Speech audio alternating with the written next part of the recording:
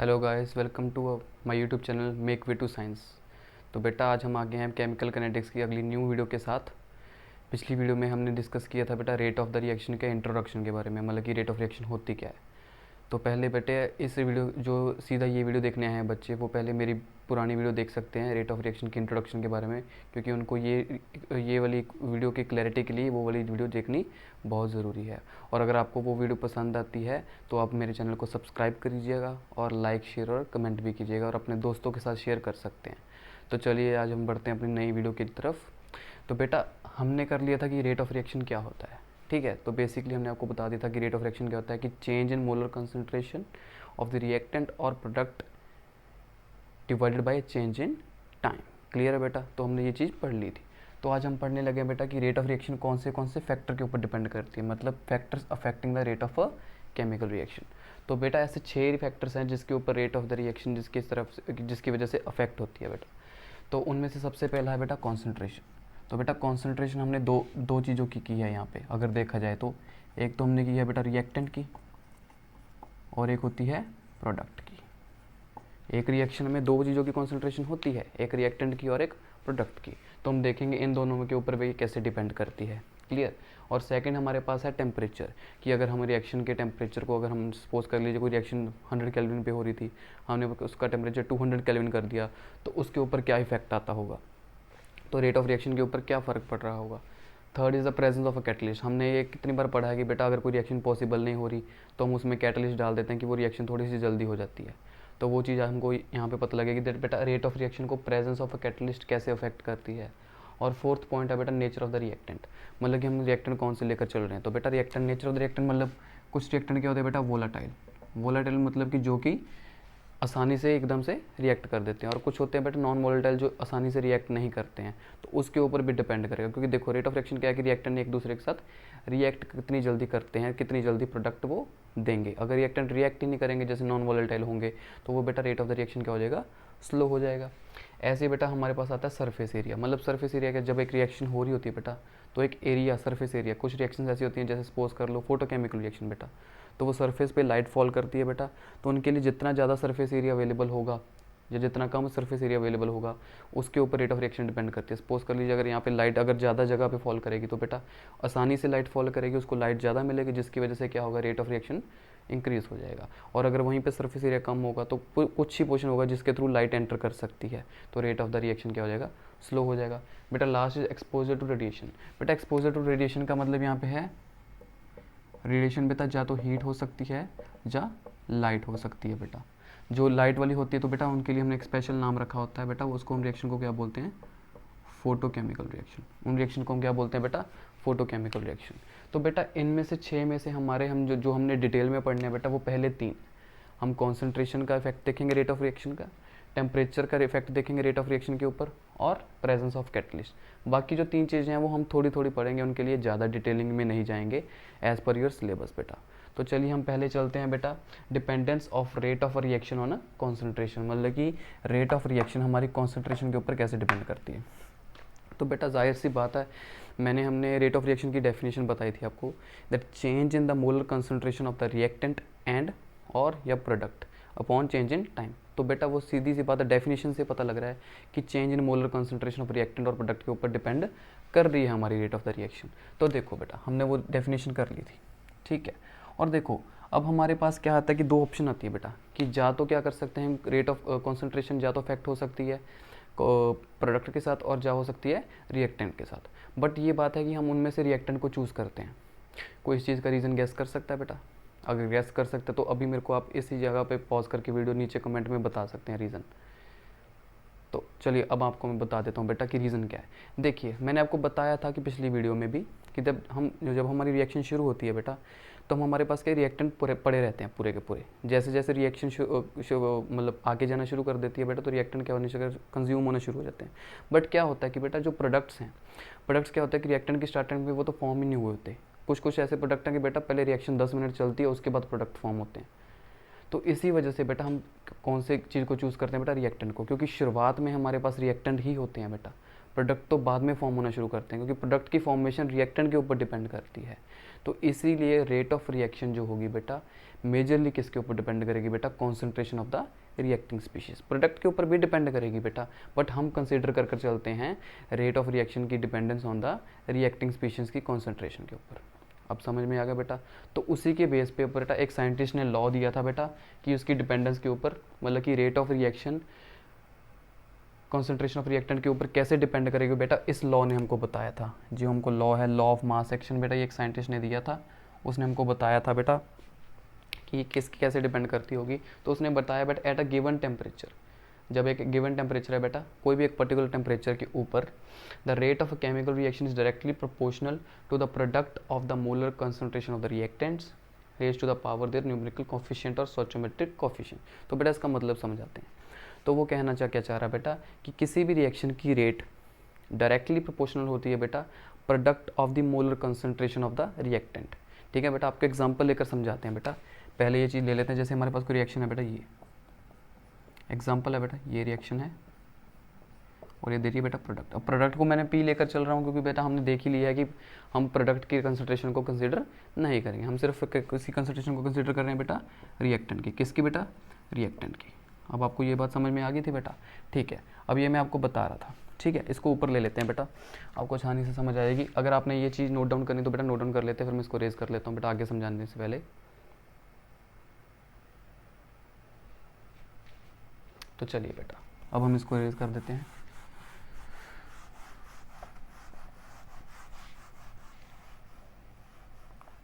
तो चलिए, तो बेटा मैंने को देखा कि एग्जांपल ये ली हमने, ए प्लस बी प्लस सी गिव्स प्रोडक्ट। तो बेटा तो ये क्या कहना चाह रहे हैं कि जैसे रेट, वो कह रहे हैं बेटा is directly proportional to the concentration of the product of their reactants. तो बेटा यहाँ पे रिएक्टेंट कौन कौन है, एक रिएक्टेंट तो हमारा बेटा ए हो गया, एक हो गया बी और एक हो गया सी। तो बेटा रेट ऑफ रिएक्शन, वो कह रहे हैं कि the rate of the chemical reaction is directly proportional to the product. Product का मतलब होता है बेटा, प्रोडक्ट का मतलब जिनको नहीं पता है बेटा, प्रोडक्ट का मतलब होता है मल्टीप्लिकेशन। मल्टीप्लाई करते थे ना बेटा स्मॉल क्लासेस में।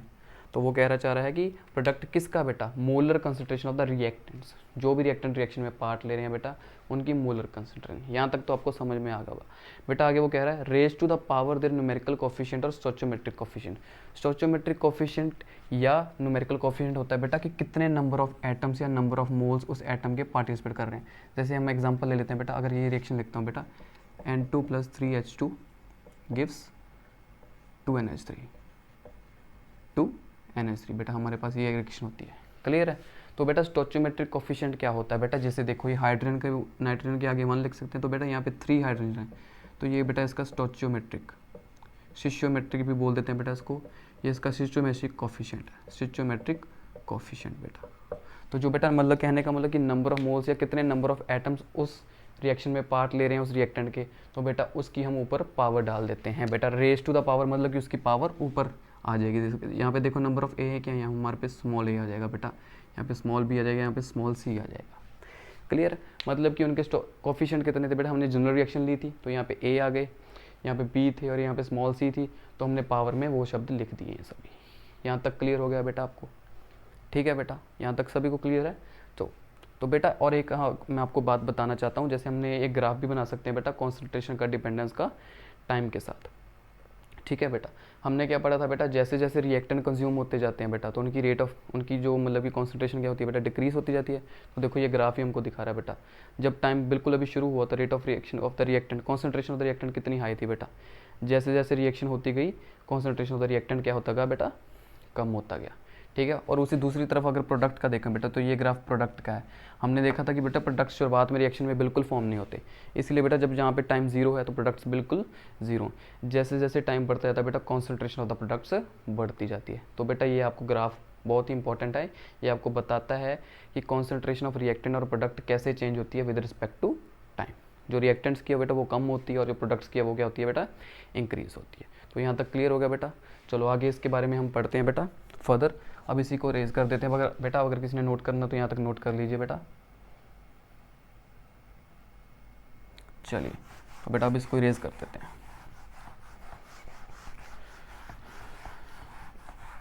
चलिए, तो बेटा हम यहाँ पे हमने क्या लिखा था बेटा, rate of reaction is directly proportional to the product of the concentration and raise to the power the stoichiometric coefficient. तो यहाँ पे लिख दिया बेटा। अब डायरेक्टली प्रोपोर्शनल के साइन को हम बेटा हटाते हैं किसी भी कांस्टेंट के साथ, किसी भी कांस्टेंट के साथ। बेटा यहाँ पे मैं वो यूज़ कर रहा हूँ के, तो आ जाएगा यहाँ पे के इंटू के की पावर ए, बी की पावर बी एंड सी की पावर सी। बेटा ये आ गया बेटा। तो यहाँ पे जो के लिखा है बेटा ये कांस्टेंट है और इसका नाम है बेटा रेट कांस्टेंट। इसको हम क्या बोलते हैं बेटा, रेट कांस्टेंट, क्योंकि रेट ऑफ रिएक्शन है तो उसके अकॉर्डिंग अगर ये कांस्टेंट था बेटा, इसका नाम क्या रख दिया, रेट कांस्टेंट। बेटा क्या रख दिया, रेट कांस्टेंट। तो ये पूरी जो इक्वेशन है बेटा, जो ये हमारे पास इक्वेशन निकल के आती है, इसको हम बोलते हैं बेटा रेट इक्वेशन। क्या बोलते हैं बेटा, रेट इक्वेशन। रेट इक्वेशन क्यों नाम है बेटा, जाहिर सी बात है ये इक्वेशन हमको किस की वैल्यू देती है बेटा, रेट ऑफ रिएक्शन की। तो इसको हम इसमें को हमने क्या नाम दे दिया बेटा, रेट ऑफ इक्वेशन। तो इसको क्या कहते हैं बेटा, रेट इक्वेशन। ठीक है बेटा, यहाँ तक सबको समझ में आ गया बेटा। चलो आगे चलते हैं। ठीक है, अब जाहिर सी बात है हमको पता नहीं है कि रेट कांस्टेंट की वैल्यू क्या होती है बेटा, तो रेट कांस्टेंट की डेफिनेशन भी नहीं पता हमको। तो बेटा हम यहाँ से अभी रेट कांस्टेंट की डेफिनेशन निकालेंगे। तो बेटा आपको मैं एक सिंपल सा रूल बता देता हूँ बेटा, जब भी किसी कांस्टेंट की हमने वैल्यू निकालनी होती है बेटा, तो कांस्टेंट को छोड़ के बाकी जो चीज़ें हैं उनकी वैल्यू हमें लेकर चल देते हैं बेटा 1। कैसे लेकर चल पाते हैं बेटा, 1। आपको दिखाता हूँ। जैसे हमारे पास ये फॉर्मूला था, rate equals to k A the power A, B की power B and C the power C. अगर हम ले लें बेटा कि जो हमारी A equals to B equals to C, मतलब कहने का मतलब कि हमारी कॉन्सेंट्रेशन बेटा 1 है। हमारी कॉन्सेंट्रेशन क्या है बेटा, 1 है। तो बेटा ये क्या आ जाएगा, रेट इक्वल्स टू के, यहाँ पे बेटा 1, मतलब कि ए की कॉन्सेंट्रेशन क्या है बेटा 1, बी की कॉन्सेंट्रेशन में क्या है बेटा 1 और सी की क्या है 1। तो रेट किसके बराबर आ गई बेटा, के। रेट किसके बराबर आ गई बेटा, के। तो यहाँ से क्या निकल के आ गया बेटा, यहाँ से हम के की डेफिनेशन बना सकते हैं। क्या बना सकते हैं बेटा, डेफिनेशन बना सकते हैं। अब देखिए वो कैसे बनेगी बेटा। अब मैंने आपको बता दिया कि हमने कॉन्सेंट्रेशन की वैल्यूज़ को क्या पुट किया बेटा, 1। तो अब रेट की रेट कांस्टेंट की डेफिनेशन क्या निकल के आएगी बेटा, तो हम यहाँ से बता सकते हैं बेटा rate constant is equal to the rate. यहाँ पे देखो बेटा रेट कांस्टेंट किसके बराबर आ गया बेटा, rate of the reaction. Rate constant is equal to the rate of the reaction. कब कब है बेटा वो चीज़, जब हमारी सारी मोलर कंसंट्रेशन की वैल्यू क्या है बेटा, 1। क्या है बेटा, 1। तो यहाँ से हम डेफिनेशन लिख सकते हैं बेटा, इसकी क्या डेफिनेशन आएगी, rate constant is equal to rate of reaction when molar concentration of each reactant बेटा, each reactant is taken as 1। तो बेटा ये डेफिनेशन निकल के आ जाती है हमारे पास रेट कांस्टेंट की। किसकी बेटा, रेट कांस्टेंट की। ठीक है, तो जाहिर सी बात है बेटा सिंपल सा फॉर्मूला है। देखो हमने क्या किया कि रेट कांस्टेंट की हमने बेटा यहाँ पे लेकर चले थे हम रेट इक्वेशन को। ठीक है, एक बार दोबारा से आपको रिपीट कर देते हैं बेटा। रेट हमारी डायरेक्टली प्रोपोर्शनल टू थी to the molar concentration, to the product of the molar concentration of the reactants, तो उनकी रेज टू पावर स्टोइचोमेट्री। बेटा ये लिख लिया बेटा। वहाँ से मैंने प्रोपोर्शनलिटी का साइन हटाया, वहाँ पे के लिख दिया बेटा, उसको नाम दे दिया रेट कांस्टेंट, और ये पूरी इक्वेशन को नाम दे दिया हमने रेट इक्वेशन। तो अब यहाँ पे रेट की कांस्टेंट की वैल्यू निकालनी थी, मैंने सारी कॉन्सेंट्रेशन की वैल्यू क्या पुट कर दी बेटा, 1। तो के किसके बराबर आ गया बेटा, रेट ऑफ द रिएक्शन। कब, जब मेरी molar concentration of each reactant is taken as बेटा 1। यहाँ तक समझ में आ गया बेटा, आप यहाँ तक नोट कर सकते हैं बेटा, फिर इसके आगे हम पढ़ेंगे। इसके आगे आप पॉज करके नोट कर सकते हैं बेटा। तो चलिए बेटा आगे चलते हैं। तो बेटा यहीं से इसकी डेफिनेशन को इरेज कर देते हैं। अब थोड़ा थोड़ा सा इसके बारे में डिटेल में थोड़ा सा पढ़ते हैं बेटा। क्या है कि जो हमारा रेट कांस्टेंट निकल के आता है बेटा, उसके कुछ कैरेक्टरिस्टिक्स होती है। क्या होती है बेटा, कैरेक्टरिस्टिक्स होती हैं, खास बात होती है उसकी, मतलब कि जो दिमाग में रखनी पड़ती है बेटा। ये आप कह सकते हो कि बोर्ड के पेपर के लिए भी इम्पोर्टेंट है ये चीज़, और ये चीज़ उसके लिए भी इम्पोर्टेंट है जो नीट का पेपर भी दे रहे हैं बेटा, नीट जेईई मेन का पेपर अटैम्प्ट कर रहे हैं, तो उनके लिए भी ये चीज़ इम्पोर्टेंट है। सबसे पहली बात बेटा, rate of reaction is directly proportional to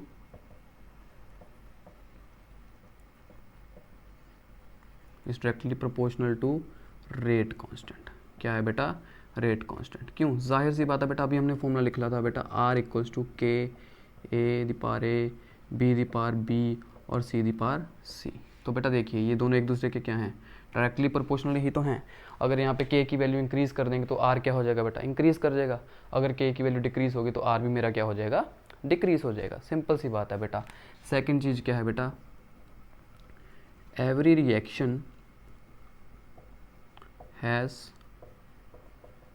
fixed value of के मतलब यहाँ पे बेटा rate constant at a given temperature.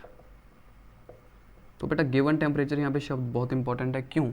क्योंकि वो कहना चाह रहा है कि हर रिएक्शन का बेटा एक fixed value of rate constant होती है, but at a given temperature. मतलब जाहिर सी बात है, अगर आप टेम्परेचर चेंज कर दोगे तो बेटा उस रिएक्शन का रेट कांस्टेंट भी क्या हो जाएगा? इंक्रीज़ करेगा या डिक्रीज़ करेगा। तो मतलब every reaction has a fixed value, मतलब कि उसकी फिक्स्ड वैल्यू होगी। जैसे सपोज कर लीजिए बेटा, टेम्परेचर में अगर ले रहा हूँ 300 केल्विन, सपोज कर लीजिए, एग्जांपल दे रहा हूँ, तो वहाँ पे रेट कांस्टेंट की वैल्यू मतलब के की वैल्यू सपोज कर लीजिए 5.2 × 10⁻³ है, -3 है बेटा। ठीक है जी। तो बेटा अगर टाइम 300 केल्विन तो वैल्यू ये होगी। अगर यही टाइम को बढ़ाकर अगर मैं 400 केल्विन कर दूं तो हो सकता है सपोज कर लीजिए इसकी वैल्यू 4.2 × 10⁻³ हो गई है बेटा। तो देखो बेटा, मतलब कि एक टेम्परेचर के पर्टिकुलर टेम्परेचर के ऊपर किसी भी रिएक्शन की रेट कांस्टेंट की वैल्यू क्या रहेगी? फिक्स। अगर टेम्परेचर को चेंज कर दोगे तो वैल्यू क्या हो जाएगी? चेंज हो जाएगी। तो इसी से बेटा हमारा तीसरा पॉइंट बन जाता है कि बेटा rate constant is dependent on temperature. बेटा ये हमारा रेट कांस्टेंट है बेटा, वो टेम्परेचर के ऊपर डिपेंड करता है। रेट कांस्टेंट किसके ऊपर डिपेंड करता है बेटा? टेम्परेचर के ऊपर डिपेंड करेगा। क्योंकि देखो बेटा, यहाँ पे एक सिंगल टेम्परेचर था 300 केल्विन, उसके साथ उसकी वैल्यू ये थी। जैसे मैंने टेम्परेचर चेंज किया बेटा, हमारी के की वैल्यू चेंज हो गई। तो इसीलिए वो टेम्परेचर के ऊपर डिपेंडेंट है। और यहाँ पे बेटा फोर्थ मोस्ट इंपॉर्टेंट पॉइंट है कि rate constant is independent of concentration of reactants। तो बेटा एक तो बात हमने बता दी कि rate constant is dependent on the temperature बेटा, पर यहाँ पे क्या कहा जाता है कि rate constant is independent of concentration of reactant. तो ये बेटा जो रिएक्टेंट की कॉन्सेंट्रेशन है इसके ऊपर के की वैल्यू डिपेंड बिल्कुल भी नहीं करती। अगर आप कॉन्सेंट्रेशन को ऊपर कर रहे हो, नीचे कर रहे हो, जैसे ए की कॉन्सेंट्रेशन को आपने बढ़ा दिया या कम कर दिया, बी को चेंज कर दिया, उसका कोई भी इफेक्ट रेट कांस्टेंट के ऊपर नहीं पड़ेगा। मतलब रेट कांस्टेंट की वैल्यू क्या रहेगी बेटा? सेम रहेगी। ठीक है बेटा। और इसको हम फर्स्ट आप इसको नोट कर लीजिए, उसके बाद हम लास्ट पॉइंट शेयर करेंगे बेटा जो इंपॉर्टेंट है। अब इसको नोट कर लीजिए पॉज करके। चलिए बेटा लास्ट पॉइंट को हम यहीं पे डिस्कस कर देंगे बेटा, यहीं पे इसको भी रेस कर देते हैं बेटा। चलिए शाबाश। देखिए अब हमारे पास लास्ट पॉइंट है कि जो यूनिट्स हैं, अब इसकी बात करेंगे बेटा। Units of rate constant depend upon nature of reaction and order of reaction बेटा। ठीक है जी। तो वो कहना चाह रहे हैं कि यूनिट्स हैं जो रेट कांस्टेंट के बेटा, वो डिपेंड करते हैं नेचर ऑफ द रिएक्शन और ऑर्डर ऑफ रिएक्शन। जो ये टॉपिक है ऑर्डर ऑफ रिएक्शन बेटा, ये हमने चैप्टर में फर्दर पढ़ना है अभी। हो सकता है कि आपको नेक्स्ट वीडियो इसके ऊपर देखने को मिल जाएगा बेटा। Most probably next video order of the reaction क्या है, तब हम उसके बारे में डिटेलिंग में पढ़ेंगे। नेचर ऑफ द रिएक्शन क्या है बेटा? मतलब कि रिएक्शन का नेचर क्या है, कि वो फॉरवर्ड हो रही है या बैकवर्ड हो रही है, उसके ऊपर भी यूनिट्स क्या हैं? डिपेंड करते हैं रेट कांस्टेंट के। वो हम भी फर्दर स्टडीज़ में इनकी अगली वाले स्टेप में, अगली वाली वीडियो के ऊपर हम इसके ऊपर ध्यान देंगे। यहाँ तक क्लियर है बेटा? हम नोट डाउन कर सकते हैं। इसके बाद हमारा आज का एक लास्ट टॉपिक बच गया बेटा, रेट लॉ। ठीक है, rate law for chemical reaction, उसके बारे में हम पढ़ेंगे, फिर ये वीडियो को ख़त्म करेंगे बेटा। यहाँ तक नोट कर लीजिए।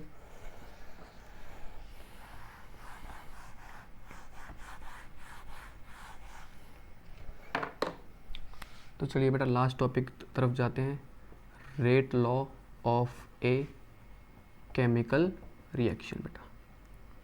आप बताओगे सर अभी हमने रेट रिएक्शन भी निकाल लिया, रेट इक्वेशन भी निकाल लिया, रेट कांस्टेंट भी निकाल लिया, तो हम रेट लॉ को पढ़ने का क्या मतलब है अभी? तो वो तो वही चीज़ होगी ना जो हमको रेट रिएक्शन बता रही है, हम उसको रेट लॉ बोल सकते हैं। जैसे हमको रेट ऑफ रिएक्शन ये बता रहा था बेटा कि रेट क्या होती है, के into concentration of the reactants. ठीक है बेटा, ये चीज़ थी, ये थी, ये हमने निकाली थी अभी। तो आप कहोगे सर ये भी इसी चीज़ को अगर हम रेट इक्वेशन बोल रहे हैं तो इसको भी हम बता सकते हैं, वो वाला लॉ जो हमको रेट ऑफ रिएक्शन की वैल्यू दे रहा है। बट नहीं बेटा, तो रेट लॉ क्या बताता है बेटा, एक्चुअल में क्या होता है, कभी कभार क्या होता है, जैसे आपको एग्जाम्पल से एक्सप्लेन करेंगे। जैसे बेटा एग्जाम्पल है एक,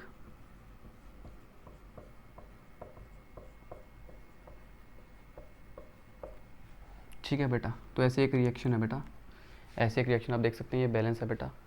तो वैसे तो कायदे अनुसार अगर हमको पता है बेटा रेट क्या आना चाहिए, k into concentration of the reactants बेटा, product of the concentration of reactant. अब उनकी बेटा ऊपर स्टोइचोमेट्रिक पावर, अब यहाँ पे 1 था तो बेटा यहाँ पे पावर 1 रहेगी, 1 को लिखो चाहे ना लिखो कोई मतलब नहीं, पर यहाँ पे N2 क्या था बेटा 2 था, यहाँ पे 2 था। क्लियर है, आपको समझ में आ रहा है बेटा। तो जो हमारा लॉ ऑफ मास एक्शन था, जो हमने अभी तक पढ़ा बेटा रेट इक्वेशन में से, वो हमको ये बताता था कि रेट इसके बराबर आएगी। बट एक्चुअल में, मतलब एक्चुअल में हमारे पास रेट क्या आती है बेटा, एक्चुअल में रेट निकल के आती है बेटा ये, मतलब कि यहाँ पे दोनों की पावर 1 आती है, यहाँ पे 2 है और 1 है, यहाँ पे दोनों की पावर 1 आती है बेटा। एक्चुअल में ये रेट ऑफ द रिएक्शन ठीक मानी जाती है। तो इसीलिए बेटा रेट लॉ आया था, क्योंकि हुआ क्या, वो कहते हैं कि जो लॉ ऑफ मास एक्शन है बेटा, लॉ ऑफ मास एक्शन जो हमने पढ़ा बेटा पीछे अभी, वो सिर्फ क्या है बेटा, थ्योरेटिकल है। क्या है, थ्योरेटिकल है, मतलब कि वो थ्योरेटिकल पॉइंट ऑफ व्यू को एक्सप्लेन करता है। बट प्रैक्टिकली कभी कभार क्या होता है बेटा, रिएक्टेंट उतने रिएक्टेंट पार्ट नहीं लेते हैं रिएक्शन में जितने एक्चुअल में दिए गए होते हैं एक रिएक्शन में, ठीक है। तो इसीलिए इसी वजह से बेटा इस चीज़ को उन्होंने बोला गया कि ये क्या होता है बेटा, थ्योरेटिकल में लिखा जाता है। क्लियर हो गया बेटा। तो इस चीज़ को हम क्या बोलते हैं बेटा, अब जो एक्चुअल रेट दे रहा है तो हम इसको क्या बोलते हैं बेटा, रेट लॉ। किसको क्या बोलते हैं बेटा, रेट लॉ। तो रेट लॉ क्या होगा बेटा, it is the law which describe the value of rate of reaction in the terms of concentration of reactants actually taking part in a chemical reaction. देखो बेटा, इसको आपको मैं एक सिंपल से एग्जांपल से समझाता हूँ इस डेफिनेशन को। इन्होंने कहा गया है बेटा, it is a law which describe the value of a rate of reaction in the terms of concentration of reactants actually taking part in chemical reaction. मतलब कि जो वाले रिएक्टेंट एक्चुअली टेक पार्ट कर रहे हैं। जैसे सिंपल सी आपको बात बताता हूँ बेटा, कभी कभार क्या होता है कि हम स्कूल से कॉम्पिटिशन लड़ने जाते हैं, तो हम क्या करते हैं बेटा, जैसे आप टीम क्रिकेट की बना लेते हो बेटा स्कूल में, तो वो बनती है बेटा, जैसे इंटरनेशनल टीम भी आप देख सकते हो, तो बेटा 15 to 16 मेंबर्स की बनती है क्रिकेट की टीम। तो बेटा एक्चुअली उसमें 11 प्लेयर्स पार्ट लेते हैं गेम में, ठीक है। तो बेटा तो रेट लॉ क्या बताता है बेटा, कि वो वाले रिएक्टेंट्स जो एक्चुअली गेम में, जैसे वो क्रिकेट की गेम में बेटा प्लेयर्स कौन से होते हैं, प्लेयर्स कौन होंगे बेटा, जो एक्चुअली वहाँ पे गेम में खेल रहे हैं। जो सब्स्टिट्यूट है बेटा उसको हम इंक्लूड नहीं करते। वैसे ही क्या होता है बेटा, कुछ रिएक्टेंट क्या होते हैं बेटा, रिएक्शन में लिखे तो जाते हैं बट वो ऐसे सब्स्टिट्यूट होते हैं। सब्स्टिट्यूट होते हैं मतलब कि उनको फर्दर यूज़ कर सकते हैं बाद में, बट एक्चुअली जो हमारा रेट ऑफ रिएक्शन में जो रिएक्टेंट पार्ट ले रहे हैं बेटा, वो क्या होते हैं, कम रिएक्टेंट पार्ट लेते हैं। तो बेटा रेट लॉ हमको ये चीज़ एक्सप्लेन करता है। तो आपको समझ में आ गया बेटा, क्लियर है, यहाँ तक सबको क्लियर है बेटा टॉपिक, ये चीज़ क्लियर हो चुकी है। तो बेटा यही था हमारा आज का टॉपिक, आप रेट लॉ को पढ़ सकते हैं बेटा, ठीक है। तो इसके बेस के ऊपर न्यूमेरिकल्स आते हैं बेटा, वो हम फर्दर वीडियो में इसको डिस्कस करेंगे। एक छोटी वीडियो न्यूमेरिकल्स के ऊपर बना देंगे, जो रेट लॉ के ऊपर या रेट कांस्टेंट है, सभी चीज़ों के ऊपर बेटा हमारे पास न्यूमेरिकल्स आते हैं। एक वीडियो उसके ऊपर बन जाएगी डिटेल में, और उसके साथ ही हम ऑर्डर ऑफ द रिएक्शन को कंटिन्यू करेंगे। तो बेटा आपको अगर ये वीडियो पसंद आई, बेटा, तो आप इसको सब्सक्राइब, मेरे चैनल को सब्सक्राइब करना, लाइक करना, शेयर करना और कमेंट करना। और बेटा अपने भी जो दोस्त हैं, मतलब कि जिनके पास एजुकेशन अच्छे से नहीं पहुंच पाती है, तो आप उनके तक ये जरूर पहुंचाना। Thank you so much.